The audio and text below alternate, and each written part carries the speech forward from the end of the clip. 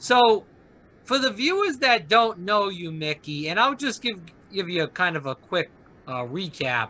So he has written many books. So it just is Pimp Game, Secrets of Mind Manipulation. We'll get into a little bit of that. The instructional guide for Pimp Game 2, and also Along for the Ride. I'm Leaving You for a White Woman, Pimpin' Ain't Easy. So those are some of the books, and I'm sure there'll be more to come because you've got many stories that you haven't even told yet. And I know we've spoke about this off air. So, Mickey, thanks for always coming back on and talking to us. Awesome. My pleasure. All right, so let's kick this around, Mickey. So, can you start off and tell the viewers about, we talk about picking up girls, and for the guys that are in their, you know, teens, 18, 19, going into their 20s and 30s, why do you feel like there's a lot of guys that lack that self-confidence? Is it that kind of that political correctness? Is it that girls and women in general are put up on a pedestal right now and it's changed through the generations? Well, I mean, what happened, it shouldn't change you as a person, no matter what's going on. I mean, when they have the no contact rule in football or whatever, it doesn't change the stats or how many tackles that Lawrence Taylor is going to get. It doesn't affect him one way or the other. His performance is his performance. You know, if we're talking about the anxiety, it stems from anxiety and men have when it comes to the approach. Most of them strike out before the approach. I remember being at a bar with a friend trying to help him, and a woman made eye contact. She smiled, you know, but when he walked over there, as he was walking, I saw her dipping her head away and looking away. She became disinterested. So when he struck out and came back, he said, "What I do wrong?" I said, "What you did wrong was you looked at your shoes 3 times as you walked over there." See, what she saw was a confident man sitting at the table. You proved her otherwise walking over there, making it seem like it was her privilege. It was your privilege to be called. But You where know, is that lack of confidence? I just want to interrupt. So where is the lack of confidence stemming from? it Because can that's stem, it can stem from a lot of places.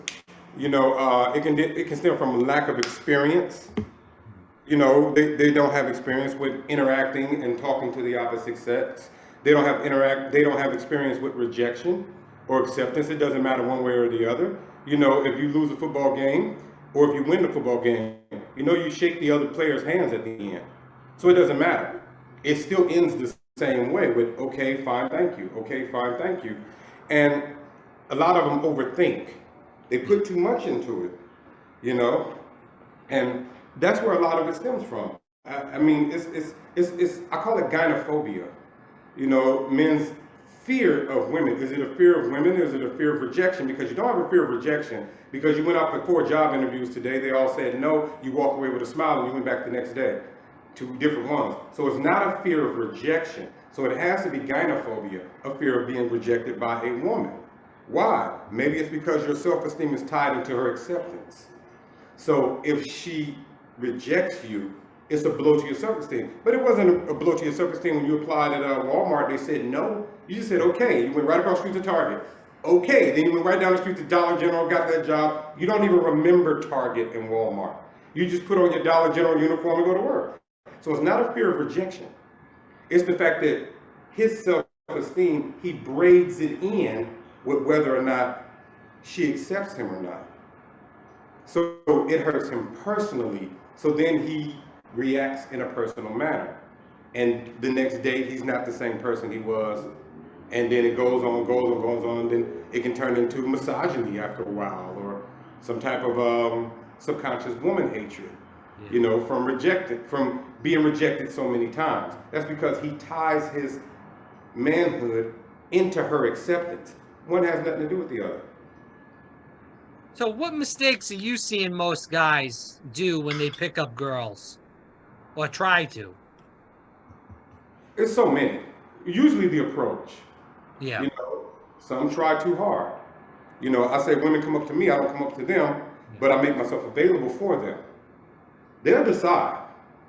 They'll decide. That's why I don't waste time when I talk to them because I can look in their eyes and tell within the first 5 seconds or not if she's going to leave with me or she's going to stay. You already know. But a lot of them make the mistakes in the approach. They do too much. The one approach I don't like is the job interview approach. You know, I was with former porn star Cheyenne Fox for 17 years. My woman before then, Elizabeth Sweet. I haven't been with a non-porn star since I was 26. So they're all former porn stars, you know. But what was I gonna say? We were talking about the approach. The approach. Yeah, and I said, and I was talking in one interview, and I said, I was with her for 17 years, we were together. I don't know if she's Democrat or Republican, I really don't. I don't know what her religion is. I know her middle name, of course, you know, because we were together 17 years. I said, but I don't, because he asked me, could I be with a Trump supporter? And I said, how would I know? I said, how would I know I said, let me get this straight. If I'm alone at night with a woman, a 75-year-old man is not on my mind. It never comes out of my mouth. How would I know what her politics are? I have no idea what any of my past women's religion politics are. I have no idea. Unless they were in business with me, I have no idea what their net worth is. Because most guys, they go on the job interviews, and women do this too. You know, where they went to, I don't know where she went to school. I was with her almost 20 years. That question never came up, because as far as I'm concerned, your life began the second you said hello to me. So I know what you did from here for the past 17 years, but prior to me, you didn't exist. So why would I ask about that? I mean, that would never come up in conversation. That's not important to me. And a lot of them, they go out on dates. They ask where the girl works. They ask about her kids. I said, that's a job interview. If you want to learn, have you ever seen Purple Rain with Prince? What was Morris Day's first thing out of his mouth? He didn't say, well, I make this amount of money, or I work. He said, your lips will make a lollipop too happy. That was the first thing out of his mouth. And then he described how good he could make her feel. He described what he had. He described where he worked. He described where he went to school. He talked about how good he could make her feel. They were on their way out of there going to his house. That's what you do. No, yeah. I talk about her. No, I was just going to say, but are you seeing, like, because I go back to this political correctness, you know, men worrying about all these different things. And like you just stated some of the stuff. People are worried about politics, religion. Do they like this team? Do they like that team? All this nonsensical bullshit where it's not about that. But I feel like this has been pushed on a lot of men now, that they have to act this way or else they're a misogynist or they're this and that. Are you seeing that too, though, now? And I feel like we're seeing it in dating apps too. Well, I see a lot of people that outside influences influence their behavior. I know what I'm attracted to. That can't be swayed. I know what I want. That can't be swayed. If I show up, if I got my mind on a certain candy bar, you can talk all day about a candy bar I don't like. When you finish talking, I'm gonna say, that's interesting. Can I please have I know what I want. When I get to a menu, I know what I want to order. Right. You know, it may be out of 3 dishes, but I know how to make the decision by the time the waitress or waiter comes to the table. And so do most people. But when it comes to this, their personal self-esteem and their soul is so connected to it. It's like they die with rejection, so they try to fit into a certain box. Human beings are as unique as fingerprints. If there's 7-8 billion people on the planet, you know it's 8 billion fingerprint patterns? Billion fingerprint patterns. So you can't go off another human being unless you're dealing with the least common denominator, in which we can all factor in is something that we do. We bite, we chew, we swallow. So we all need teeth. So as a dentist, I can say, well, I need to check on your molars. Well, I don't have to know that you personally to know that your molars need to be in a certain condition, because all of you humans have molars. So that's a common denominator. Now, if I say I have to check your cavities, well, everybody doesn't have cavities. So that means I have to check you personally and give you a personal chart, because your dental pattern is not like my last patient's. But I know you both have molars in common. So when it comes to the political correctness thing, what they're saying is women want this, men want that. For a certain degree, I would say 40% of that is right, because we do have common factors that we all abide by. But then there's the fingerprint factor that makes us 60% individuals. So when people ask me, how do you approach a woman? I say it depends on what woman and what circumstance, where I am, how I'm dressed, how she's dressed. If she's with a crowd, if she's by herself, if she's sitting at the bar, or if she's sitting at a table. Those are 2 different mindsets. You know, one is a hunter mindset, one is a predator mindset, one is a prey mindset. So my approach is going to be different. See, if I want to bite a woman on the neck, if she stands next to a tree, my form is the snake. If she's out and about, my form is the bat. If she's at a dinner party, my form is the vampire. If she's huddled up in a cave, then my form is the wolf. It doesn't matter. She's going to get bit regardless, but it depends on her form, what your approach is, like any salesman. And that's where a lot of people make the mistake, male and female. But I see the biggest mistake is the job interview thing. No, I hear you too, and I see that out too. My thing is, and this is my question is, you know, I kind of wanted to go into this because the dating apps is a huge thing. And I feel like we're not seeing a lot of men approach women in supermarkets, at the club, at a restaurant in general. It's more like everything is geared toward Tinder, Bumble, a dating website in general. And it's really changed. I think it's hurt men in general because they're not approaching women on the street or at, you know, at those places that we just stated. And their social skills, I feel like a lot of them have went down. Yeah. And it gives the woman a lot of power with these apps now. I used to do it with my son when he was younger. I said, and I noticed his generation, they would be texting each other in the back of the car while I'm taking them somewhere. And I'm like, it's turning a whole generation of people into sociopaths. Why are you texting? You're sitting right next to them. The best way is the human approach, you know. But with the men, what it does is it gives you a chance to throw. What they're trying to do is shield themselves from rejection because they don't actually see it. They can block her. It gives them a chance to commit an action without feeling the blow of the reaction. Have you noticed that a lot of policemen seem afraid in shootouts? They seem very scared. Now, they're wearing bulletproof vests, right? Before the bulletproof vests, those cops in the 40s, 50s, and 60s, they seemed fearless, didn't they?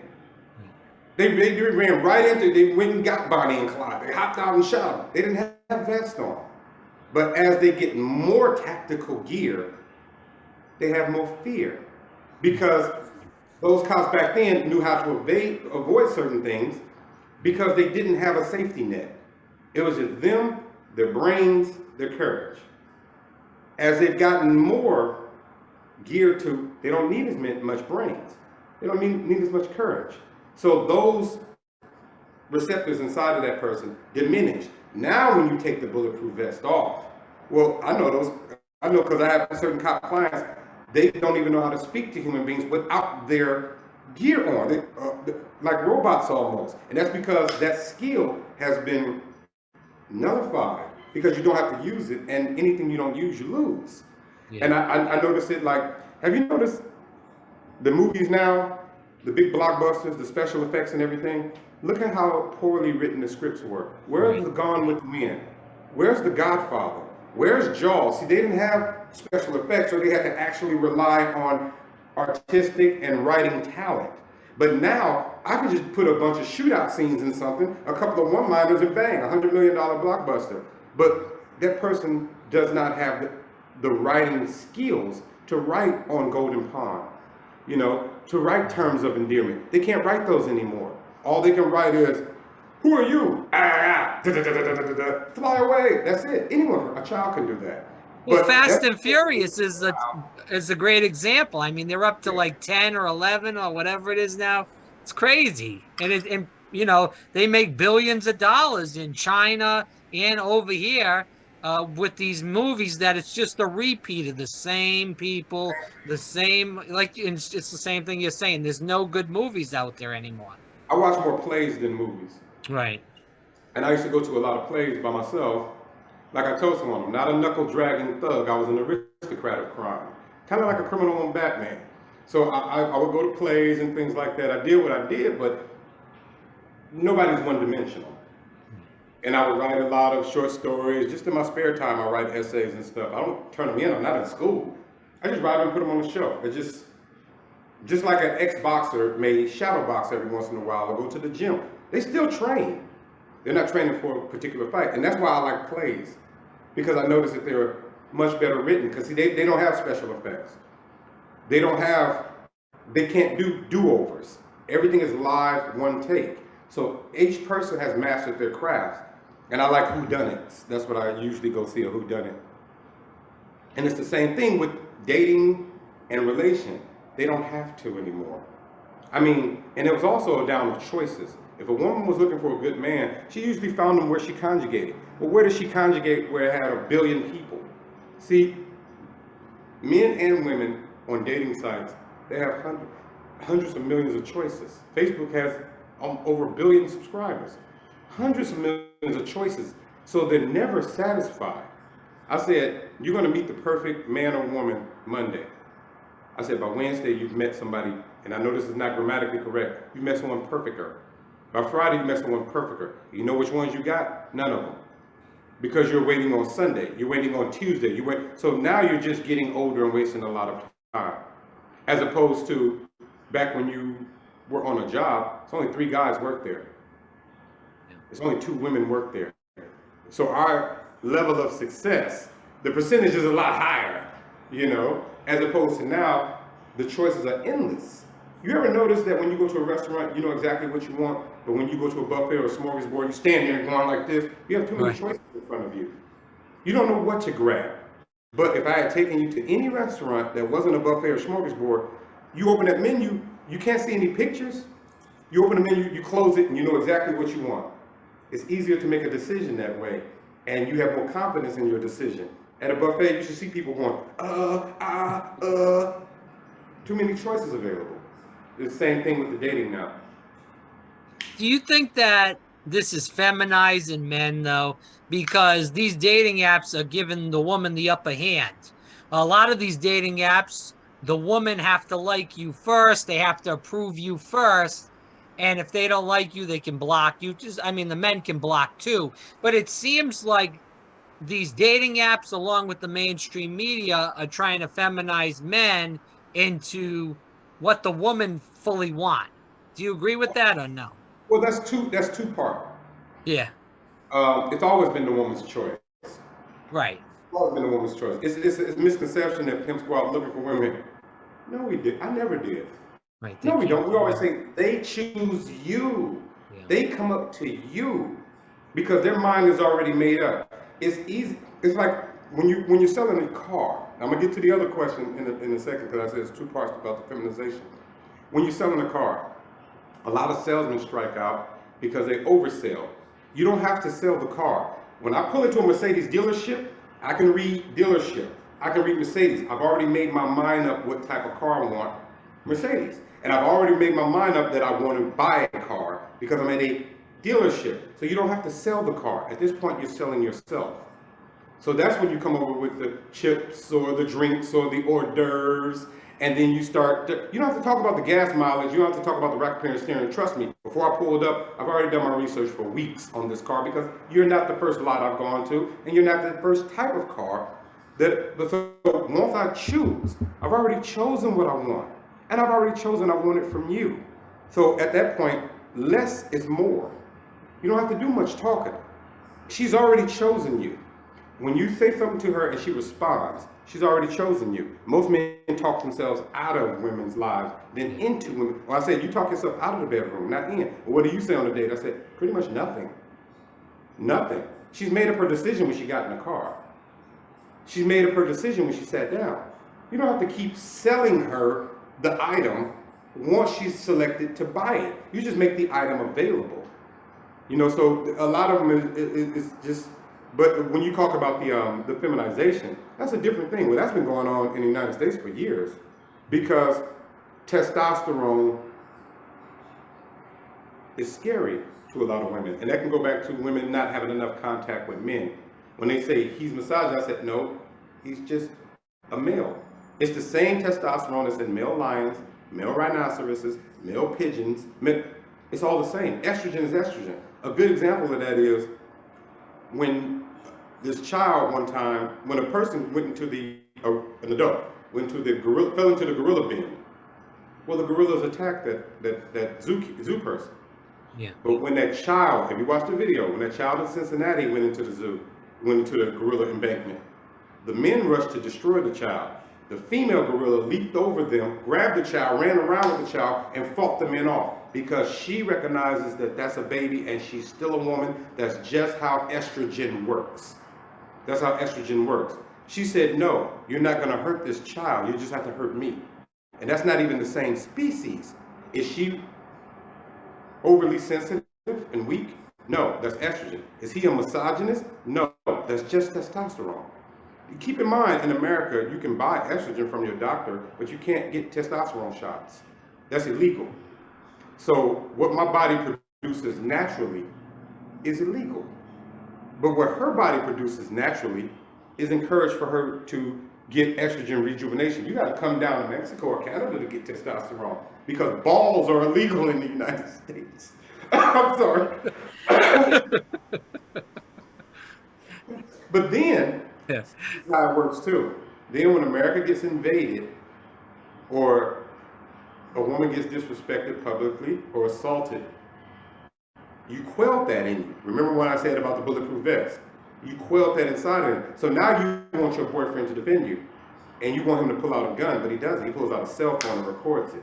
He records the attack now. In the 60s and 70s, they would jump in and beat that man. They would give him some what they used to call down south, some Texas justice.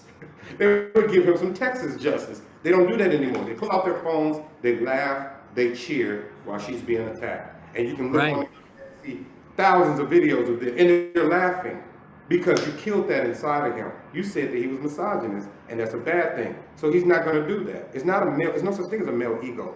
It's called testosterone. There's no such thing as female sensitivity. It's called estrogen. That's why when we get to a certain age, men, we lose testosterone. What happens? Men grow breasts.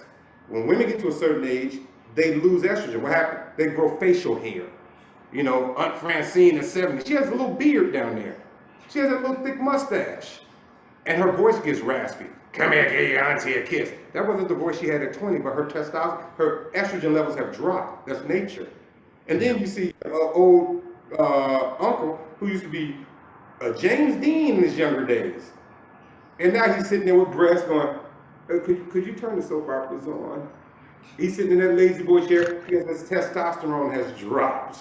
That's just nature. That's all that is. And men are under attack for the way they've been born. Only in the U.S., like I told you, balls are outlawed in the U.S. until they need them, and then they complain that their men don't have balls. Well, they did before you emasculated them. Right.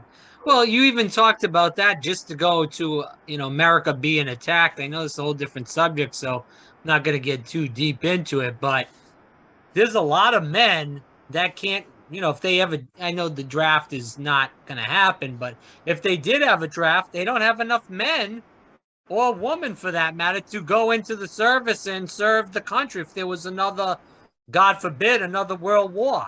Because everybody's got fucking diabetes because they're eating McDonald's or Burger King or Wendy's all the time, or they're fat, obese, whatever you want to call it. They got all these health issues and they can't serve. So, that's a whole nother ball game, but it just goes into your point that we don't have a lot of men right now. I mean, that's a food thing, but it's a little different, but it's still true. It's really sad.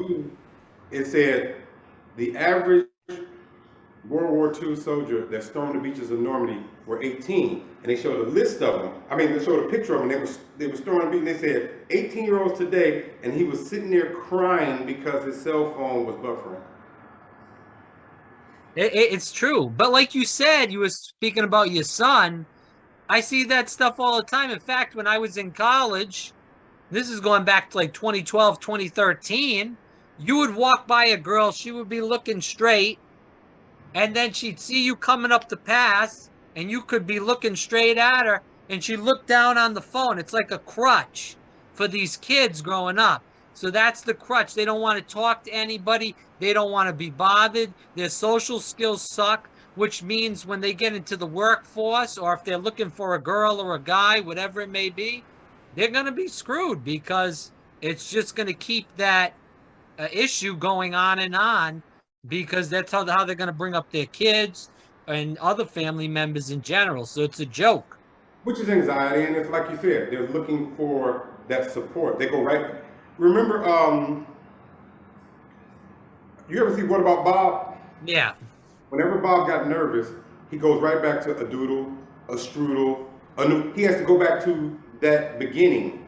You know, whenever Rain Man got nervous, he would go back to the beginning. Are you currently taking any prescription medication? It can have nothing to do with the subject, but that when he reaches a point where he can't go further, and he wants to kill his anxiety, he goes back to what he knows.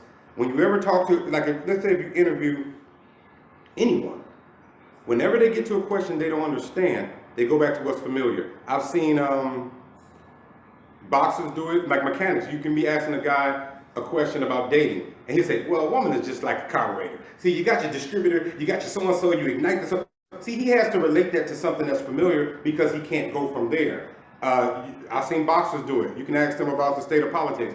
Well, you know, Russia seems to have a nice jab and stuff, but you know, those Ukrainians, they don't throw the uppercut often, but when they do, they twist the leg, and you can tell from the stuff. He has no knowledge of what you're talking about. He has to transfer that into something that he knows, so that anxiety disappears. Then he can go back to what you're talking about with the confidence he brought back from what he's familiar with, be it boxing, be it auto mechanics. And that's what they do when they're looking down at that phone, when they're talking about their children. See, she knows all about that. So that's what she brings up. She's not trying to really talk about her kids at a date. The guy is not trying to talk about his money on a date. He's going back to something he feels confident about, so that he can transfer that confidence into what he really wants to say is, you look very nice tonight. But he's scared to say it. So he goes to something confident. He talks about his money, he talks about his car, talks about his education. Now he feels strong enough to say, you look nice tonight. When he could have just cut through all of that, because the bad part is, by the time he says you look nice tonight, she was turned off by the other things that he had to revert back to. So before he can even get a chance to spit out what he wants to say, she's up and gone. And that's why I say a lot of guys strike out before they pick up the bat good.